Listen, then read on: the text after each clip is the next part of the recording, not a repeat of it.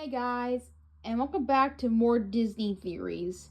Today, our Disney theories. We have a lot more coming your way very soon, but I want to take a step back and look into a certain theory I came up with myself over the past few days. It's when I watched Aristocats with my little nephew. Um, because he's like only 2 years old, I like to try to get him into Disney movies right away because he being a Disney fan and all. So for me, it takes me back to all the movies. We ended up watching the Aristocats recently, and one of the things that I noticed that I have been questioning for years is who are Napoleon and Lafayette's owners?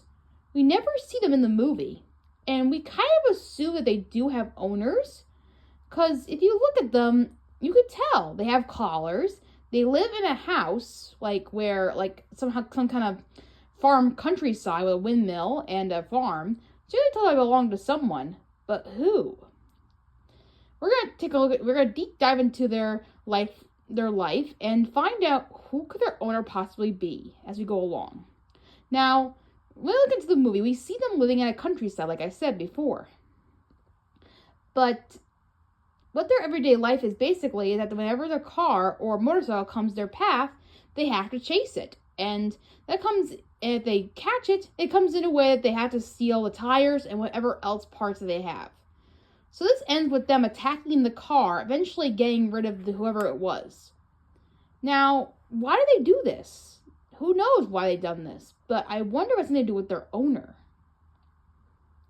What if their owner left one day and never came back?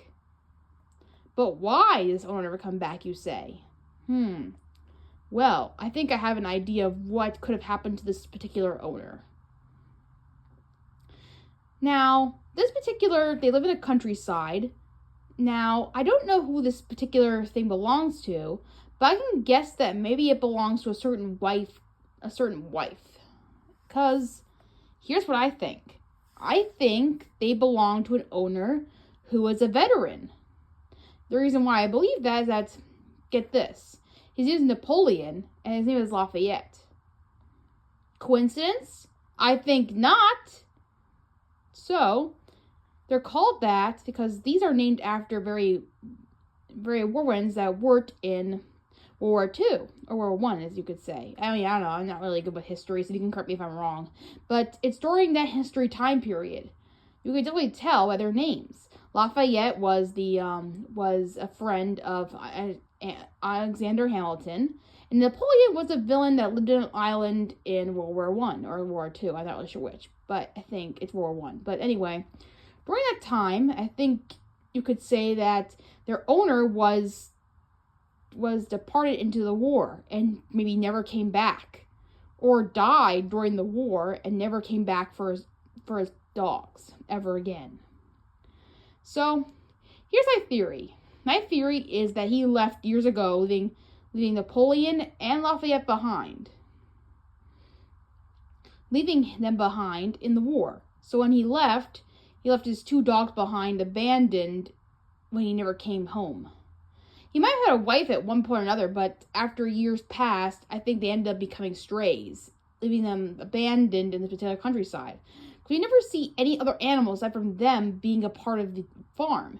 So if the farm was thriving and they had they would have other animals there. But unfortunately, these dogs are all by themselves with no one else to protect them from. So to be fair, these dogs are technically strays at this moment. I know they still have collars on them, but who knows how long they had those collars on them. For years, maybe months.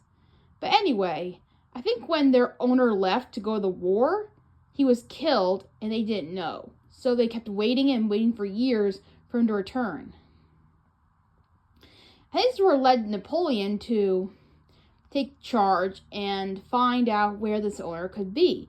And what led them was the fact that a motorcycle or car took their owner away. And because of that, they always chase after cars and motorcycles to get their owner back. Whether it's by tires or whatever. So I think this is their prize for hunting down their owner, is this way of them, coping with the fact that their owner is gone. they're waiting back for him for days of being a loyal dogs, and they're waiting back for him. It's a very dark story when you think about that they're waiting this long to find their owner, and this is the way they have to do it to find their owner. They think that they got taken away by them. This is why they're abandoned by each other. Now, if we can tell, Napoleon is the more intelligent of the bunch. He seems to be very in tune with his hearing and very in tune with what's going on. Now, he may not know what happened to the owner, but we can get an idea that he's very alert and mostly probably the leader of the group. He definitely charges and goes into order. He says that he's the leader of the group, meaning that he's been there longer than Lafayette could ever been. So we can confer that that Napoleon is definitely the ultimate leader of the group. Obviously, he takes charge, wondering if this particular instinct of him, this particular attitude, could be from the fact that his owner might have taught him the same way, or trained him to become the way he is today. A very controlled and very, like, I'm the leader, I will do everything that they say first. Being this particular dog, he's been trained to be this way for his owner to be a soldier of some kind.